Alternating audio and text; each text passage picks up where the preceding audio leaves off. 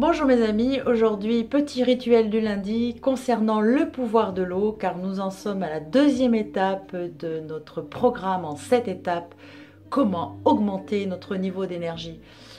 Je vais commencer tout de suite par boire une toute petite gorgée. Oui, l'eau c'est la vie, l'eau compose notre corps à 60%. Il irrigue nos cellules, il irrigue tout notre corps. Il est essentiel pour le cœur, les reins, le foie, les poumons. Tout notre corps en a besoin. L'eau est miraculeuse car elle participe à notre niveau d'énergie, elle participe à notre regain d'énergie, elle participe à l'élimination de nos déchets. Elle a un rôle essentiel. Toutes les études scientifiques montrent que l'eau augmente la performance intellectuelle, que l'eau augmente la performance physique. Sans eau, vous êtes à plat. Sans eau, vous n'éliminez pas. Sans eau, vous n'avez pas d'énergie. Une déshydratation peut mener à des troubles physiques, des maladies. Voilà, le principal, c'est de boire de l'eau. Et quelle eau boire? L'eau du robinet, elle est très bonne. Elle est traitée, bien sûr, elle a des fois un mauvais goût. L'eau de source, c'est encore mieux. Elle est très peu minéralisée.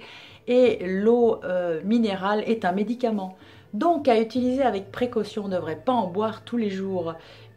Cependant, il y a des eaux minérales très peu chargées en minéraux comme Evian, Thonon. Enfin, c'est à vous de vous documenter là-dessus parce que je ne pourrai pas vous dire tous les bienfaits de chaque eau minérale. Il existe une classification qui vous permettra de savoir comment utiliser ces eaux.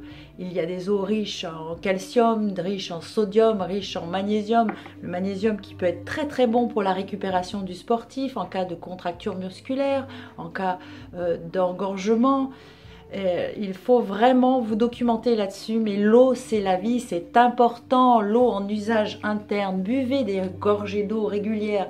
Si vous en consommez au moins 1,5 litre par jour, vous devez avoir votre taf d'eau, votre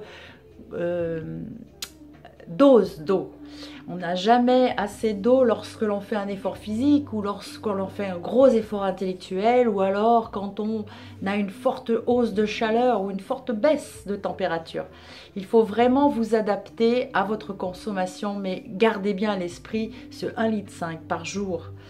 Il en est contenu dans les aliments bien sûr, mais consommez régulièrement de l'eau avant l'effort. Après l'effort, pendant chaque effort, qu'il soit physique ou intellectuel. Voilà.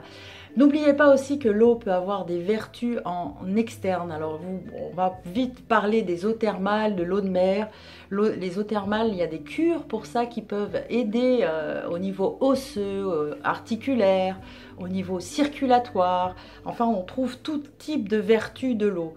Par contre, quelque chose de très important en conclusion, lorsque vous pensez eau, pensez vie, pensez nécessité, pensez énergie, pensez à boire 1 litre d'eau par jour, à consommer des eaux peu minéralisées type, allez on va les citer, cristalline, Evian, Thonon-les-Bains. Pensez aussi aux vertus externes de l'eau. Pensez à sa température. Une eau entre 5 et 10 degrés est beaucoup plus assimilable par le corps. Voilà, et les eaux, pensez à vous baigner dans des eaux fraîches pour stimuler votre circulation. Le rapport à l'eau détend l'esprit, le corps. Enfin, l'eau, c'est la vie. Pensez-y, passez à l'action, prenez le contrôle de votre corps, révélez votre potentiel, restez motivé et commencez ce changement radical. Vous avez vu les pouvoirs de la respiration, maintenant les pouvoirs de l'eau. Et lundi prochain, nous verrons le pouvoir du sport. Merci.